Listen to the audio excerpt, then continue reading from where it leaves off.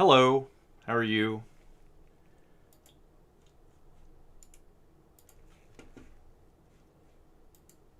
How's it going?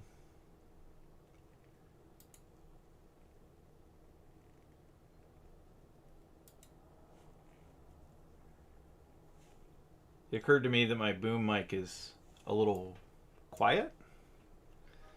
So I'm going to try to boost the decibels a little bit.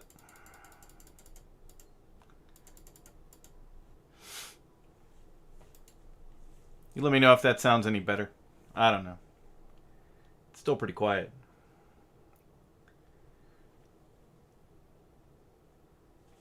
Checking. Checking. I don't have to talk like that the whole time, though. I don't know. What do you say? Should we bring it up some more? I'm going to bring it up to plus 3 dB. Testing, testing, 1, 2, 3. Tell me if that's too loud. How is everybody? So I'm here to discuss miscellaneous things, including Transform Elements unnamed action figure. Move him out of the way for now. It's a pretty cool figure. I like it. It's got a few clearance issues that we can discuss. I'm gonna put his regular face back on. I don't know if the enhanced face actually fits in or not. Can be a little tricky to pull that up.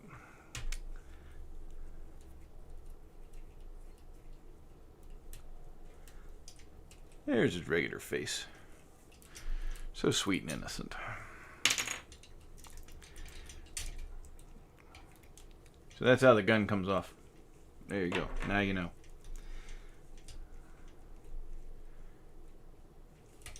All right. That's what he looks like. We'll transform him, and it's good to transform into car mode first, because that's where we have most of our notes on how to get over clearance issues and how to actually get things to line up as best as I could do it. How long that's been on? All right. Anyway. What's up, Shark? What's up, Cameron? Hey, we get 6. All right, the 6 of you are in for a treat.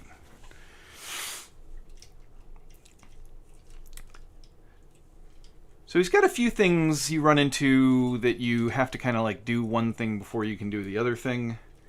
If it looked like there was a lot of parts parking during the course of the transformation, that's because there was. So I suppose this is actually on like a little, like a double armature. You can't really see it very well, but it's there. And so the idea is just to transition it lower.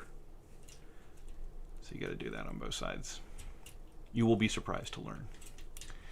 And then I never quite remember the orientation for the arms. I mean, in the stop motion video you can see like how the arms should be arranged ultimately. But it's, I don't know. I'm going to guess this direction and then I'm going to be wrong. Yeah, I think I am. I'm going to try this direction. But then you got to kind of rotate the other, like the other joint just so. But it makes more sense when you actually get to the point where you have to compress the arms in. So I'm just going to put him out like that, like he's a zombie. Next we're going to lift up these, get these wheels out of the way a little bit. Because the arms will clear, the shoulder armatures will clear through, but only if you still have the backpack down. So we're just going to free these. There we go. So these go up, and they can go completely flat, you know, like up 90 degrees as long as the backpack isn't raised yet. So I like to get these up first, and then there's still enough clearance, mostly. There's a little bit of a scrape there, but you can get the arms kind of back. So we'll do that for both. And then we'll lower these part way, because now we have to make room for the backpack. So we'll bring the backpack out a little bit and lift it up. The reason for that is just so that you can, and you can lift the head out of the way too, make him look down at his belly. But the reason to get the backpack out of the way is to get the wheels started, and it's just so much easier to do if you can get under here and do it. But they're on double hinges, so you can just kind of get them up. But we'll leave them alone for the minute. Then we can finish the arms, and we'll just have them sticking straight out to the side for the time being. And then you can lower these back down and engage the fenders. So we'll do that for both sides. So that's done. And then, before we do anything else with the arms, we're going to, in fact, I screwed up and forgot. You still have to have the arms out of the way when you do this bit. But we're going to turn the waist around, and then the whole thing, the goal here is to bend the legs at the hip and lower this whole thing down like this. And then the arms can get in the way again. So we're just going to put them here.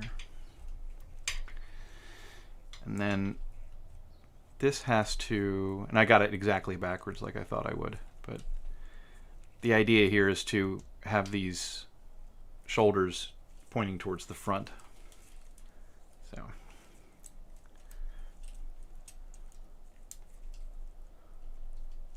there we go. Now this is one of the biggest clearance problems on the entire figure. And I worry that this joint could get worn out by having to force this through. It's just the way it is. But I also find that if you kind of torque the arm this way, because this long, like nylon joint has plenty of give to it without wounding any pins. If you kind of push that this way, it'll kind of go through. So it's actually easier to put on than later on to put off, unless you remember to, you know, to push on that other joint to get it canted out of the way. But you really do have to just kind of snake it in there, because it doesn't actually have enough clearance to do that no matter what you do. There's, I found no way around it. We're on the right track now though. He can still be standing up. So now we're going to deal with like the front of the car, which is a bit of a mess, but we'll sort it out.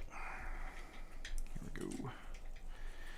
So it helps to get these bumpers out of the way. I found one was a little tighter than the other one, but they will go out to like almost a 90-degree angle to get out of the way. And then you untab them from the false chest. There's just little tabs there. And then you have to slide them outward. And here's where you run into a bit of a problem, because these pins, you can see one here and one there. These pins aren't actually anchored in any way. So when you go to slide them out, it'll slide the pin out. And so it helps to make sure that you are... the fuck do I have ants on my desk? How annoying.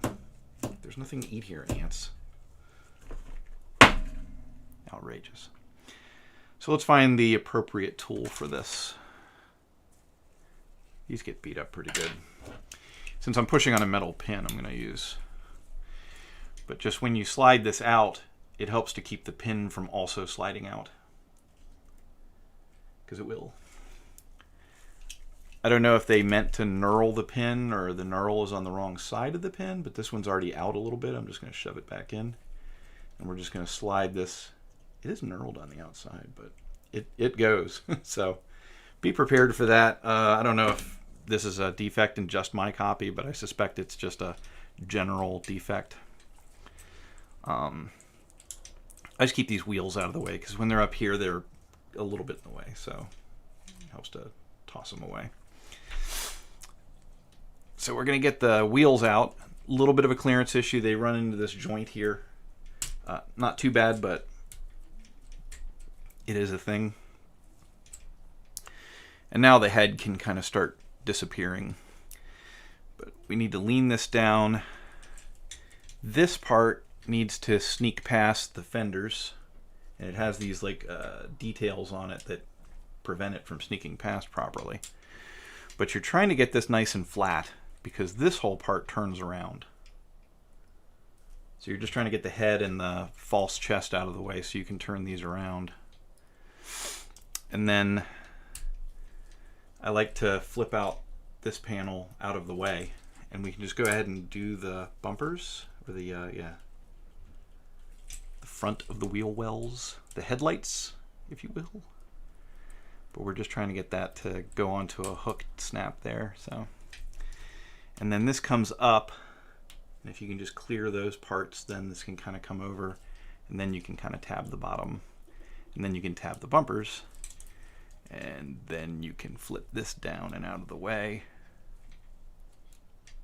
I feel like the head didn't clear. There we go. And so it should look like that from the bottom.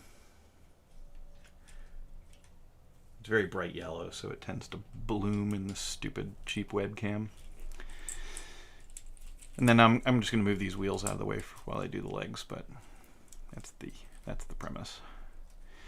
The legs also have like kind of a number of little areas where you have to kind of like keep working things along. Unfortunately, you can't just flip the feet all the way around the way you would want to. You have to, I'll just keep those up for now. You have to kind of move something and then move something else and then move the first thing again a little bit and then the other thing again a little bit, but you get there. So what we're going to do is just move the foot as far as we can for now. It's about this far. But the key thing is we're trying to free up this part that the foot covers up. So we're just sending the foot most of the way, and then we can untab this. It goes onto a big block tab there. There's a big spring-loaded hole cover that doesn't quite work, which is why in the stop motion I actually show a step where the hole covers get tweaked to be in right before we lower the top, which we'll do here too. This is another sliding joint. We're just going to slide it inward. And the key thing is you don't want the foot disc to be in the way. It's got to be clear. And then we can slide it inward. And then this can kind of loosen up a little bit. So we're working the foot around. We're getting there. Then we got to take this bit and rotate it, and the foot will get in the way, so we have to be careful. We're going to rotate it about like that, and then we can start passing it through. So I'm just going to pass it mostly through. And then I can follow along with the foot into its approximate final position. I find that it helps to kind of, and this folds out of the way, but I find it helps to kind of droop the foot down a little bit to make clearance for the arms so you can actually get the whole thing stitched together. But it's not a big deal because you can kind of push on the arms, which pushes on the foot, so you can get that as needed. The right alignment for this, this doesn't really rotate here, even though it looks like a pin rotation. It's just a slider. But this lowers all the way down like that. And then you can raise the foot up. And you still have this piece a little bit in the way. This piece is on a double swing arm with a bit of a ball joint at the end. You can see that. You just want to make sure the actual swing arm goes. And it's going to go all the way around so that it's sticking up a little bit.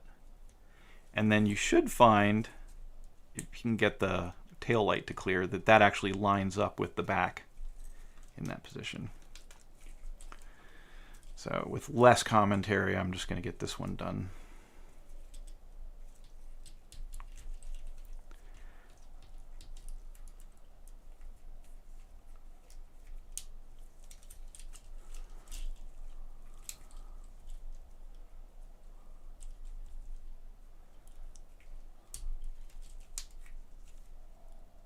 And it kind of tabs in. There's guide tabs, but they don't really have any other meaning. And I like to keep those inner wheel well things, the front edges of the wheel wells, kind of tucked away still. It just helps a lot for the next part. Tab these together and tab these together. So now the back of the car is pretty much done. And then we arrive at one of the last tricky clearance issues that just can't be overcome. Unfortunately, when you flip this car up, your goal is to end up with this secondary joint to be flat, like that. And then the side of the car flips up. But you've got a lot of things that have to go around other things in the process. So what we're going to do is flip this up. We're going to make sure that this clears here, which is why I left that front bumper out of the way. And then you have to get this tab to go in here on the front. And it tabs in like that. And then the back wheel kind of tabs in a little bit. This whole armature tabs in. And then we can bring the wheel well down and start it. But I like to leave it a little bit smushed, because we're going to leave a little clearance for the last tricky bit. So we're going to do the same thing over here. Just tuck that out of the way. Make sure you remember to flip out the extra window, because when you go to compress, it won't work. It'll get in the way. If you push hard enough, you'll destroy it. So we'll flip this up. Get this tabbed in the front. Get the wheel tabbed in the back. And get this lined up mostly. Doesn't want to come. Come on. It just doesn't want to rotate right now. For no apparent reason. There we go. And again, we're leaving the front of the wheel well a little bit compressed, because we do have the last tricky bit. And again, I want to make sure the feet, forgot to fold this one. You don't want the feet sticking up too far. So, I mean, it doesn't hurt to have the feet sticking down too far, just to make sure that your clearance is going to be okay. So, we're going to splay out the hands, and we're going to fold the thumbs back on themselves. It didn't come across real good in the video, but the thumbs go back. So, apparently one finger is just not going to come for no good reason. There we go. There we go. All right. And then we unfold this part of the panel so it sticks out the way we went. And then our goal is to just kind of drape the hands over the top of the tips of the feet. And we just have to bring the hands down. Make sure these stay on the inside. We're bringing it down and down. Make sure the hands stay straight. Don't need them going anywhere.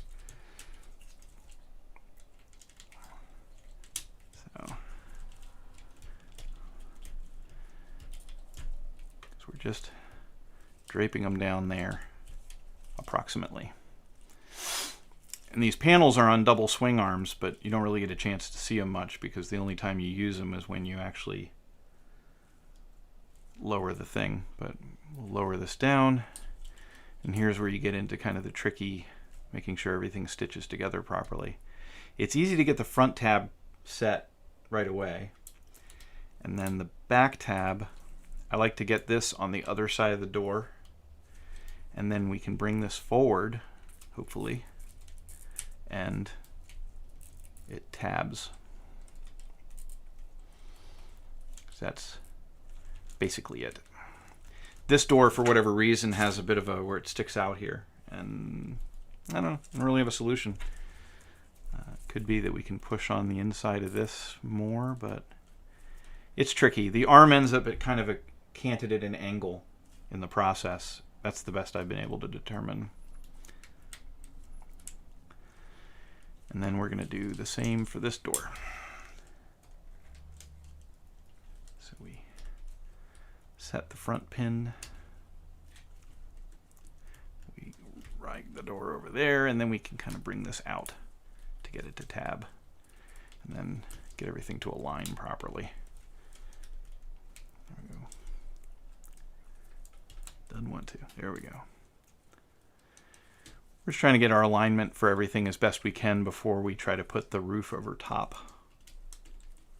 It just won't. It just won't do it. There we go. There we go. Make sure all the fingers are out of the way. And now we're trying to put the roof on top. My elbow keeps sticking to something. I'm tired of it. So we flip this up very much like Prime Viacon. One of the things I like about this is the way it folds up. I like folding up the shell into the cabs, I guess. And then just make sure these hole covers are actually popped in. You can do it after you put the whole thing together if you know where to aim like a toothpick to push on them, but it's oh so much easier if you just get it right the first time. And then we're going to bring this in. There's kind of like a little asymmetrical hook flange there that'll actually catch and hold pretty tightly. That's our goal. And then these fit here. And then one final bit of trickery. And I hate to use the knife, but it's flat enough. But these weird little side flaps, they can end up on the outside of this ridge. And you want them on the inside of that ridge for everything to stitch together. So I just reach in and push on it a little bit so the ridge gets in front of it, between it and the window. And then hold that still while I get this one. Make sure it's in. And then we can push everything down. And that's about as sealed up as it gets. And like I said, this side likes to really kind of stick out funny. And I never found a good solution for it. But it looks pretty good.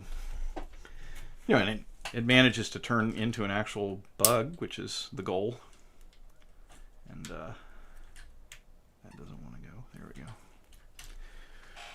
That's that. Let's catch up on messages. Hey, great video. Definitely an amazing figure for sure. Wish I was into the movie stuff. Yeah, they got some clever designs, transformation designs for the movie figures, even if the movie aesthetic is not ideal. Is this Bumblebee worth it? I like it. I thought it was worth it. How long does it take to do your instructional stop motion? So generally, like this guy, a more complicated figure can take like 7 hours or so. Can take about 3 or so hours to shoot and 3 or so hours to edit. So there's your answer.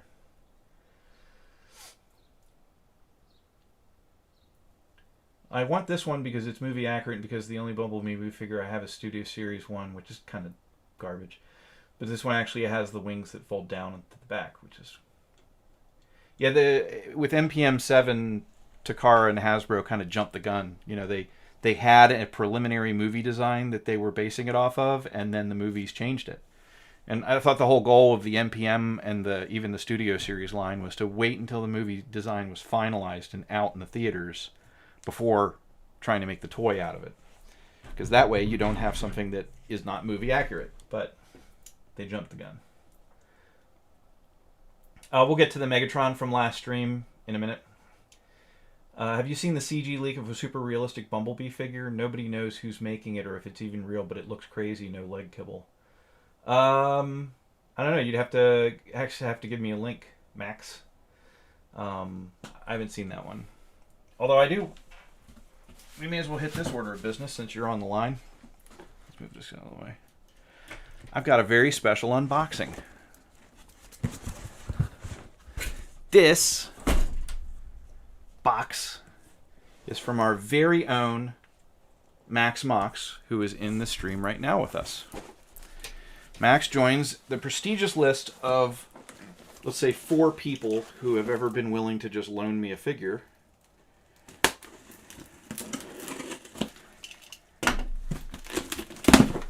So we'll open this up and we'll see what Max Mox has so kindly sent me for a limited week for me to figure out, do a video of, do a live stream of, send them back. And we have Open and Play Big Spring. I've seen pictures of this. Max assures me that it's a very nice, especially the robot mode is very nice. Looks like the box has been retaped, so if you'll forgive me, I'm going to undo this tape. Let's see what all the hullabaloo is about. I really like the MMC Springer. And yeah, this guy has a nice look to him. Looks like he's in kind of put away mode, so I'm sure those shoulders change. And but Open and Play Big Spring will be the video this week. Comes with a couple of accessories. I'll keep those in the box for now. And as promised, apparently Open and Play didn't bother to include instructions with this figure. So we'll be exploring, I guess, online on some tips for... And also, Max was kind enough to send me some written tips on issues that he sees with transformation. But he's cool. He's a good-looking fella. I'm sure that arranges somehow. But that is what's in the box today. Open and play Big Spring, courtesy of Max Mox. Everybody say thank you, Max. All right.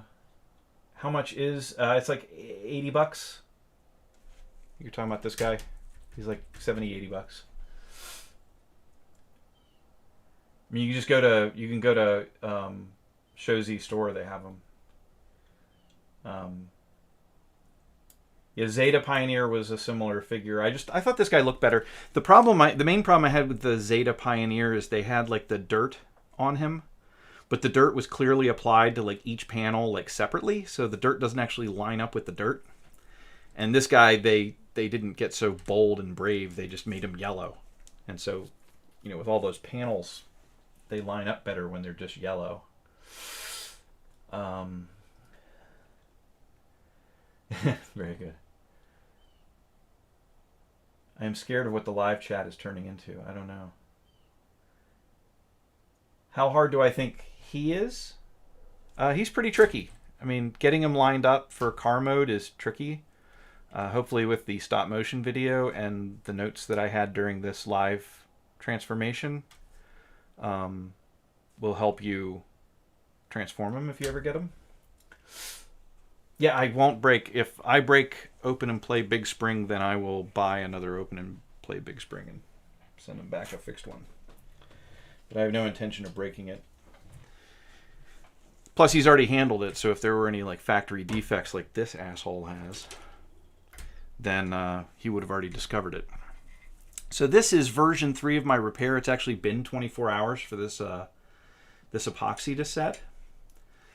In this case, I got quite a bit of headway. I was able to transform this thing several times on the basis of a fix using this stuff. I don't know if you've ever seen this stuff, but it's kind of cool.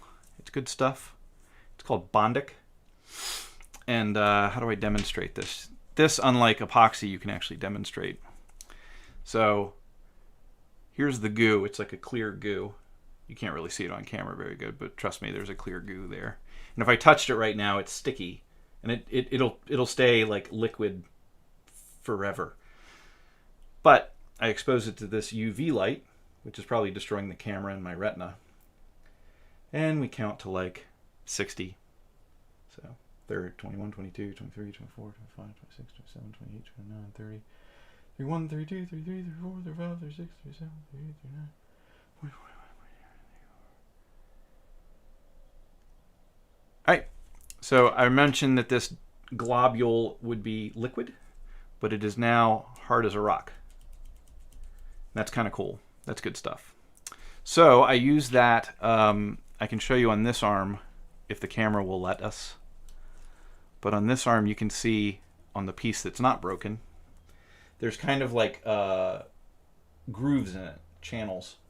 So what I did on this repair, I did the Bondic, 100% Bondic, and was able to transform him a few times before it failed. In this case, what I did is I put the Bondic in the channels just to get it a quick set, to get it lined up properly. And then I very carefully kind of painted on this this stuff, JB Weld epoxy. And I'm trying to twist it, which is the main problem this thing has. When you twist it, it twists right the hell off. Let's see, is it moving at all? I mean, that's moving, but yeah. So I don't think it's failing. So we could try to put the arm back on. Just gonna make sure I don't push too hard on the joint. And then, yeah, because it's supposed to go like this. So let's see if he can actually go like that.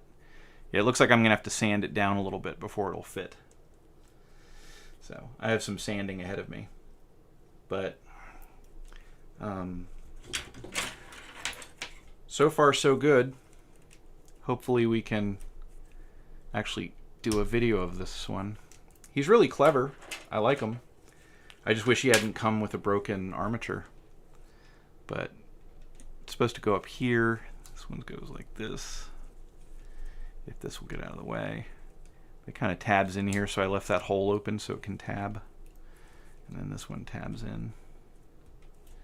But like I said, the arm has to kind of fit around this, and this ended up a little lumpy, so I'm going to sand it down with my Dremel. And then we'll see if the whole thing holds together longer than the first repair. But again, the Bondic, I was able to transform this thing like, I don't know, maybe a dozen times before it finally failed on me. And I haven't heard back from Shozy yet on what they're planning to do about that, or what the manufacturer said, or whatever. It would be a hard part to replace because the other half of it is pinned. It's a pinned joint, so you'd have to like pry it apart. You can see the head. You can see the shiny head of the pin there. So you'd have to like pry this armature off. It would be a real pain in the ass. So I don't know. Maybe they'll replace the whole thing. Maybe they won't replace it at all, and I'll have to be pissed off about it. I don't know. I don't know how it works. That's all I had to discuss. I'll transform this guy back to car mode while we hang out for a minute.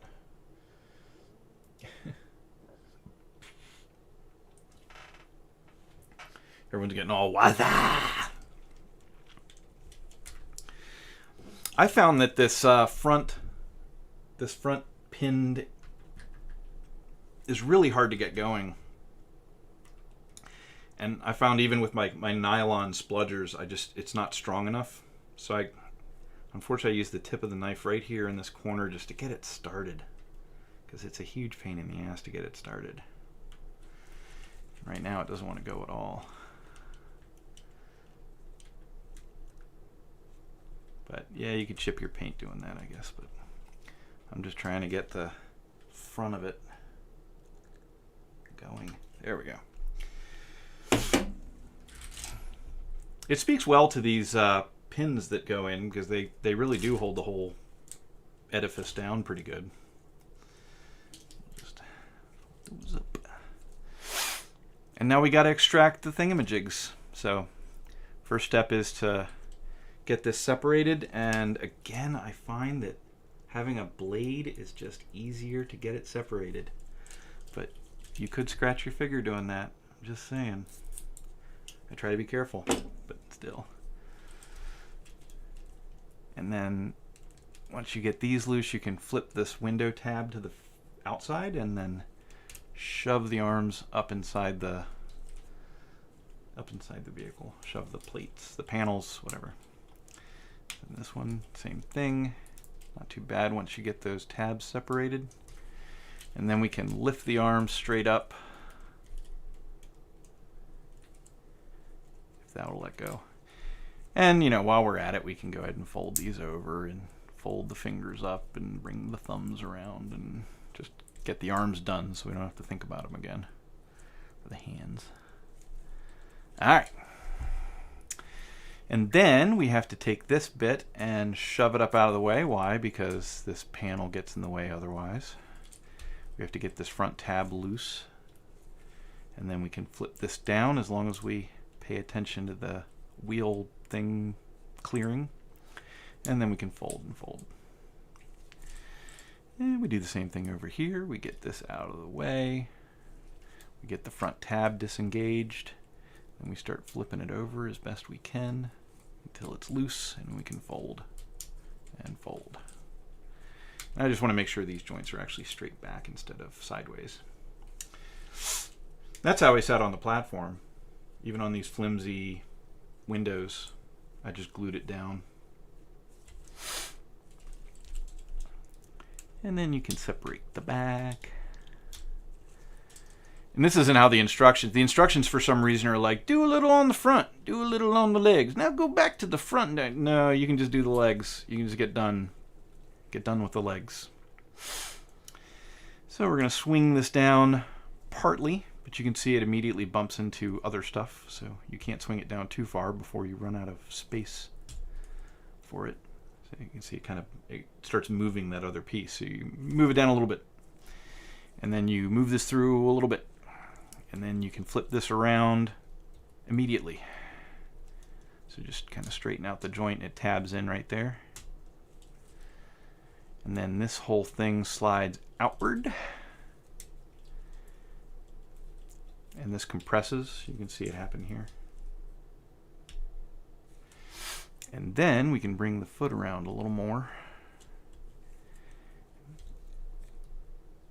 Like that. And then this can come down and rotate. Well, maybe once we get the foot out of the way. It's so annoying. It's like a little at a time, little at a time. There we go. Now this can rotate. Make sure this door tabs here, and then the foot comes all the rest of the way around finally, and there you go. Now you got yourself one complete rabbit leg. And then you do the same thing over here. So we fold the toe down and we go ahead and pull the heel spur out and get this started. Flip this, and you can just go ahead and flip this around and tab it. There we go. And then you slide this outward. And then you can keep coming with the foot. And then get this thing situated with just enough room past the foot to get it turned. And then you can bring this down. See, it's a dance. You have to keep moving things until they're all out of the way. But that's how that's supposed to be before you put the foot. And then you put the foot. So now we got two legs, and you can stand. And we can do the rest of the transformation in style. Make sure this is tabbed. All right.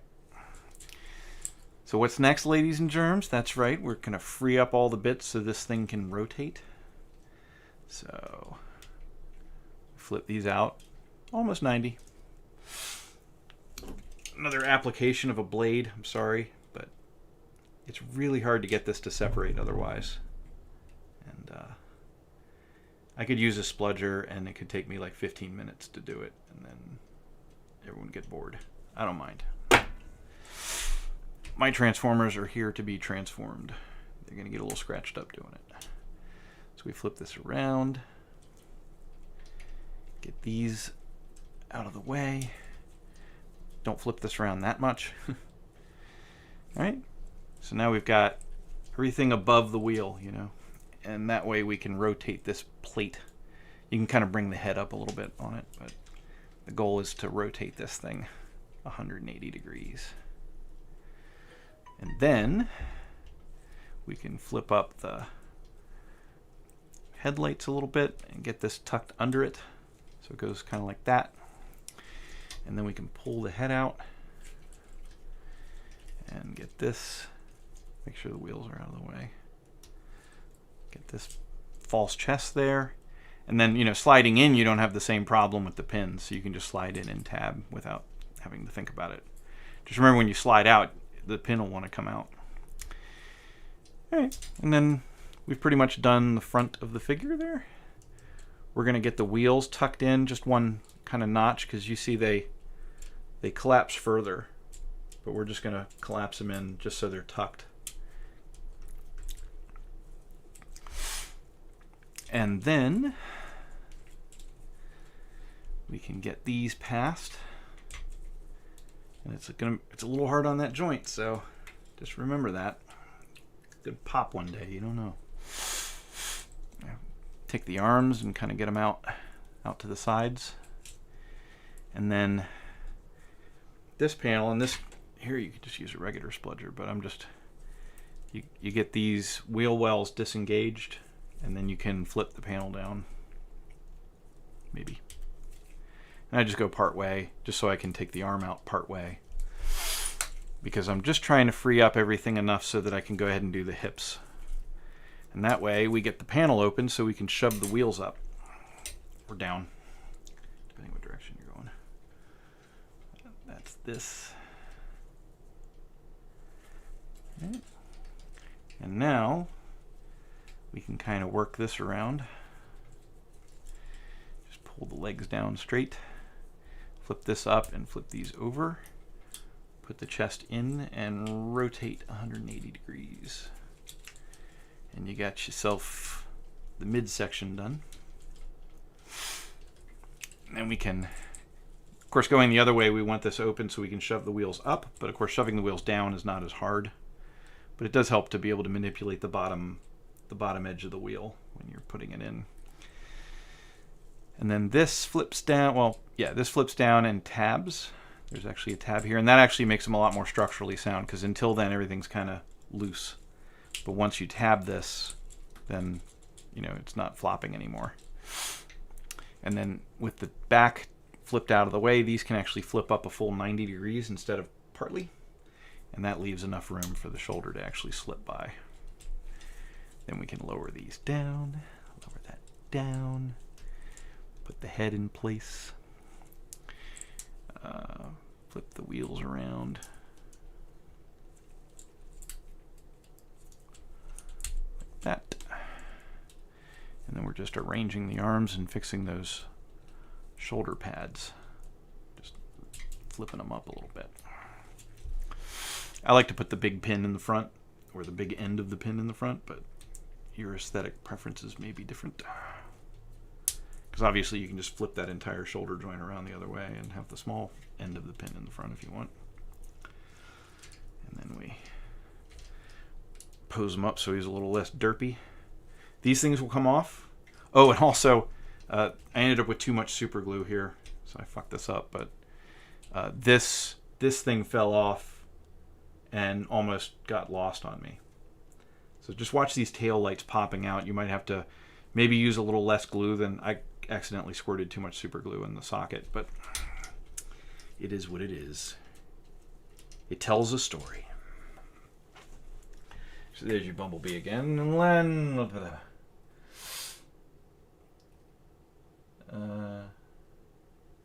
yeah, all I need overload, and then we'll be able to complete Devastator. But I'll have to catch up on those videos. I still have Mixmaster. Now I have Scrapper in house, and then Overload. But Overload is like in August, so I dare say I can get Mixmaster and Scrapper done sometime before then.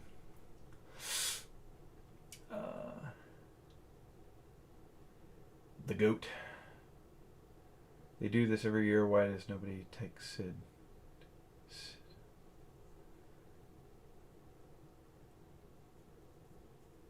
Okay. Anyway, that's all we got to talk about today. Maybe I start looking at this open and play, figure out what's going on. I mean, he's a triple changer. He's got a triple change somehow. I assume these are the rotor blades. Interesting. Pretty standard mechanism, isn't it? And I assume the socket that goes in rotates, because that sure doesn't. Pretty cool. Pretty cool. Pretty cool laser sword.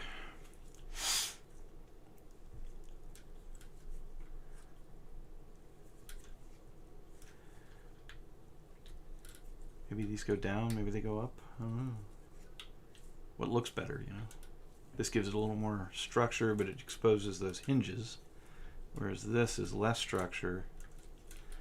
I guess it's that way. Who can say? Who can say? Huh? Bring them out. Bring them out of socket. Give them a stance. I can't help but feel that this is supposed to be like over somehow.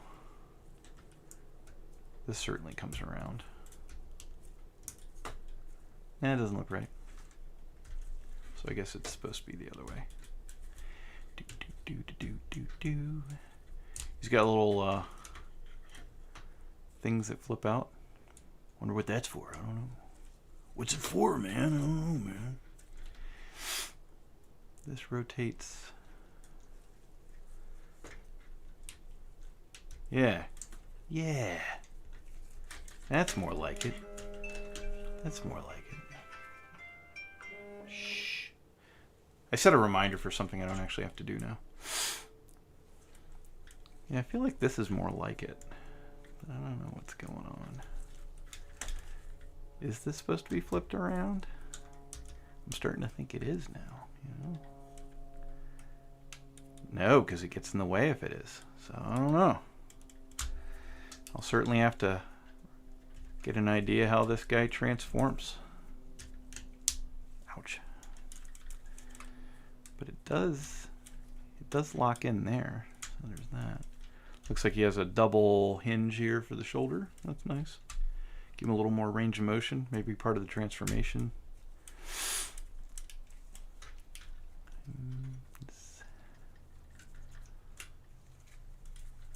It does feel like this sticks up too far, though. I don't know. Yeah. His face is a little bland. A little fat-cheeked. I don't know if anyone's got the face right yet. Hello.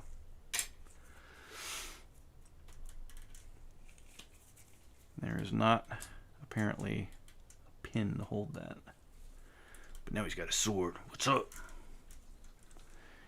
And this seems to be an add-on part for locking it onto his back. I suppose these fold over. Maybe. Something like that. I don't know. We'll look them up. By Sunday, we'll have a thorough explication of how the transformation happens.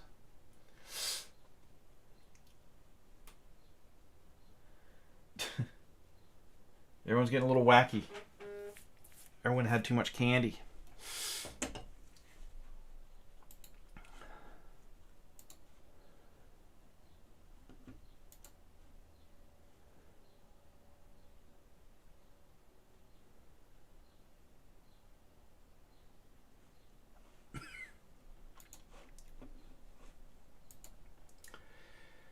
Well, that's all I got to say about stuff.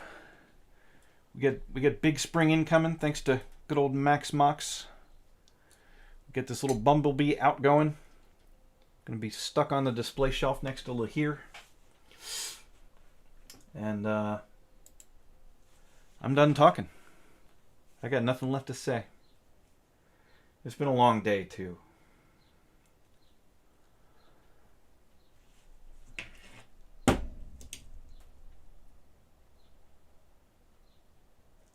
I'm sorry, the live chat does have to end.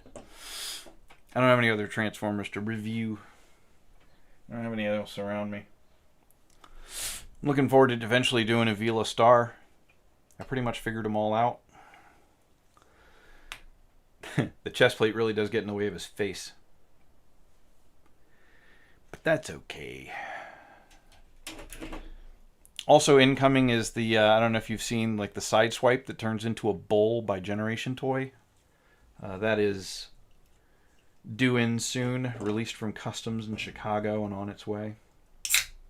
But it could be another week before that gets here. So maybe next weekend I'll do that one.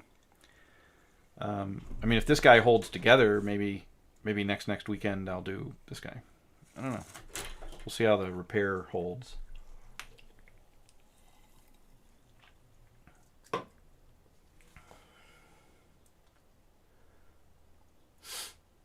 Are you talking about Fallen from like the movies? Because that was Tony Todd, who played the Candyman in the classic horror movie The Candyman, or Candyman. Tony Todd, Candyman, Fallen, same guy. Well, thank you, Logan. Thanks for dropping by and experiencing this edifying, scintillating live stream. I am the bomb. Thank you. It's nice.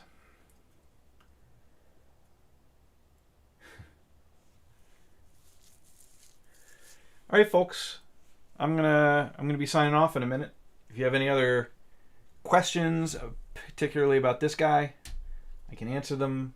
But I am going to be signing off.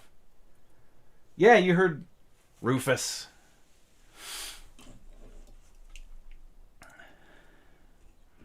I know Rufus IRL. One of my favorite people. But you're late. You missed the whole stream. I'm about to sign off. But you heard the Candyman. Tony Todd.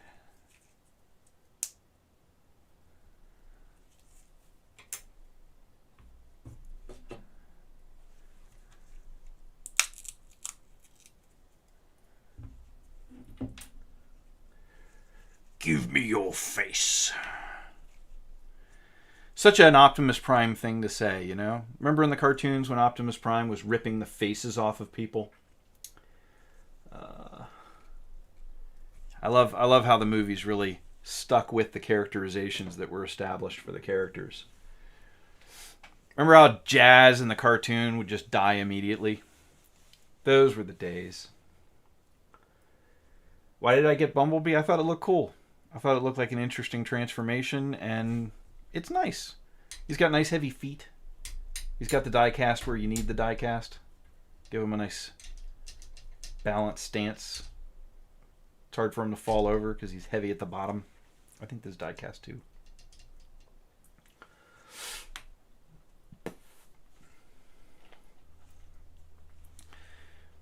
I don't know.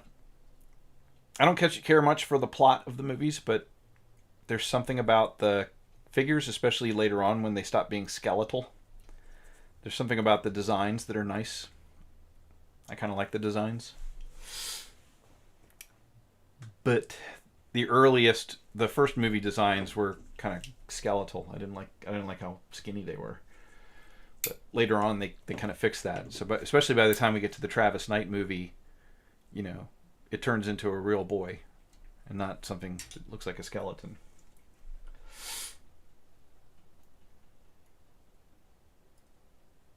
Okay, I'm not sure. G1 Optimus Prime.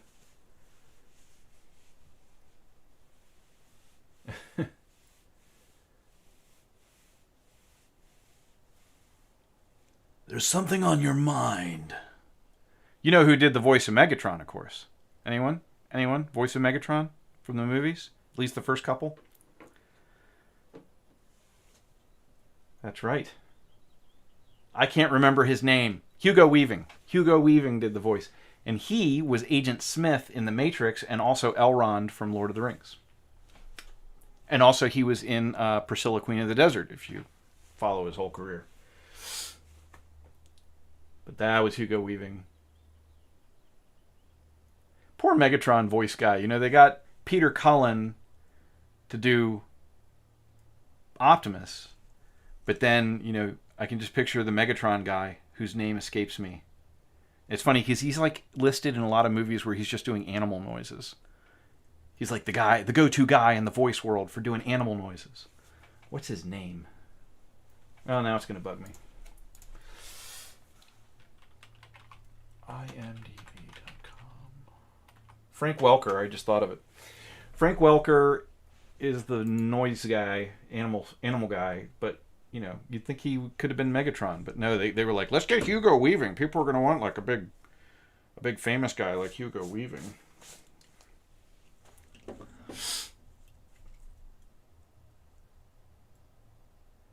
God 9 Steel Claw from Transformer Dream Factory.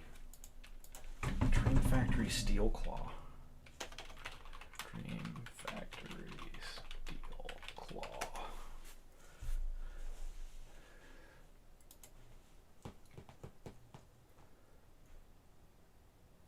Oh, okay. That's like the fancy schmancy bone crusher. I guess. I don't know. It's not one of my favorite designs. He's kind of goofy looking. I never really got around to getting that. It feels good to touch your flesh, boy. Yeah, Megatron said all kinds of weird shit. I just cursed. I'm sorry. Oh my god. I'm going to get demonetized. Alright, folks. It's been fun. I'm going to head out. I'm going to go recreate and relax.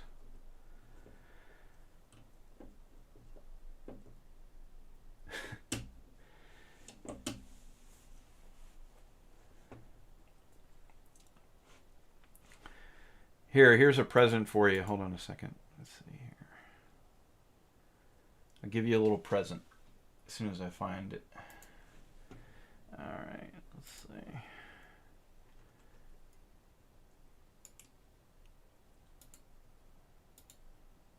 No, I didn't want to be there. Invite people, yeah.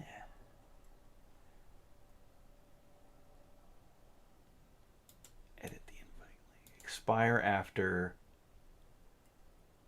30 minutes. How many people were in the queue? Give you up to 25 uses. All right. Here you go, everybody. Check your chat. Bam. There's your Discord invite. You guys can keep yelling at each other in there if you want to.